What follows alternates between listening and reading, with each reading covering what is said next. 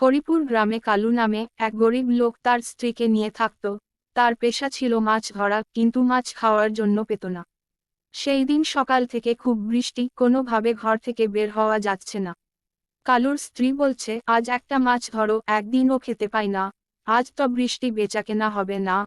বরং তুমি কষ্ট করে দেখো না, একটা মাছ যদি ধরতে পারো, বৃষ্টির দিন মজা করে খাবো, ছোট একটা হলেও হবে।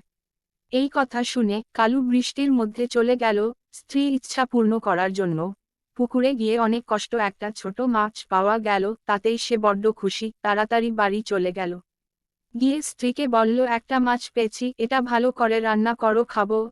স্ত্রীও খুব খুশি। কিছুক্ষণ বাদে বৃষ্টি কমল। হঠাৎ গেটে আওয়াজ, বাড়ি। কালুর মা, বাবা, ভাই সবাই উপস্থিত। আর কি, ওদের আর মাছ খাওয়া হলো না, সেই জল আর নুন দিয়ে খাওয়া হলো। তার থেকে বলা যায়, অতি আশার ফল শূন্য।